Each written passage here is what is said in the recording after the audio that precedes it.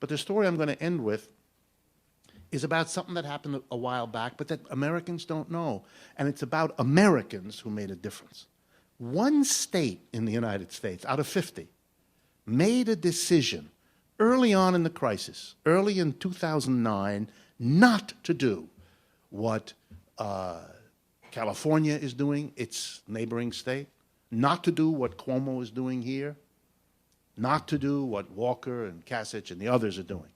It's the state of Oregon, for those of you who don't know. In 2009, here's what happened. The legislature began considering a bill, and the bill went like this. We in Oregon are not going to do what our sister state, California to the south, Washington to the north, what they're doing. We are not going to cut public services. We're not going to lay off any public workers. They faced the same problem every state did. With a crisis of unemployment, with a crisis of home foreclosures, the revenues coming to states collapse. Unemployed people don't pay income tax because they don't have an income. And people who are in a crisis cut back on expenditures because they're scared, and so they pay less sales tax, and that's what states depend on. So every state is in trouble. Every state is having less money.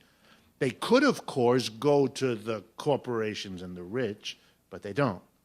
But Oregon is the exception.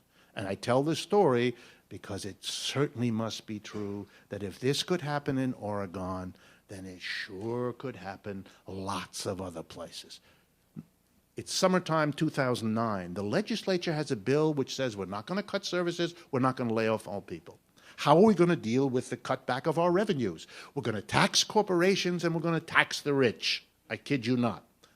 And they do that, and they want to tax everybody who earns over $250,000. Any family that earns over $250,000 a year has to pay a big increase, and any family that earns over $500,000 a year has to pay a whopping big increase. It passes the first house of the legislature.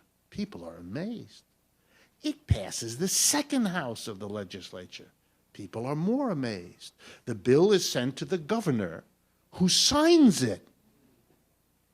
In other states, that's the end of the story, but not in the West. In the West, they take seriously these ideas, you know, that we give lip service to democracy and all that. So in Oregon, like in other states, here's the law. If a group of people, and it doesn't have to be very large, goes around and collects signatures, they can force any bill that has passed the legislature and been signed by the governor to be put up for a vote by the people as a whole. And the people decide. In other words, if the people vote against that bill, their will overwhelms the governor and the legislature. The bill is void, and they can't, I think they can't even allow to bring it up again for a year. So in other words, the people overrule the governor and the legislature.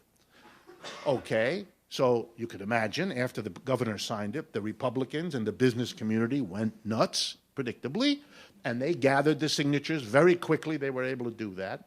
And that required then a date to be set. I believe the date was the 10th of January, 2010.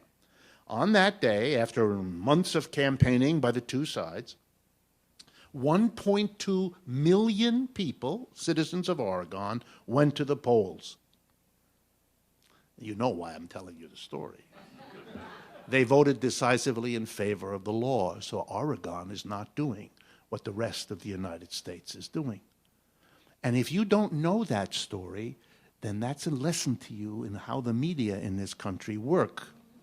You don't know.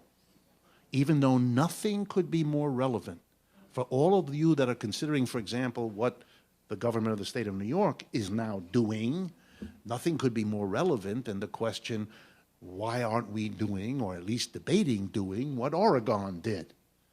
Oregon is, in case you didn't know, part of the US of A. And so it might be reasonable to take it as a model, or at least as an image, of what we could do. Even if there weren't an Oregon, we should be discussing it, but we actually have a place. When Americans get mobilized and clear that it's kind of gone too far and they want to make a basic change, they have shown themselves able to do that. It's scary. We have a long tradition of time when thinking like this and talking like this got you labeled with words I won't repeat because you all know them anyway. But what may surprise a lot of you is that those times are over, for better or for worse.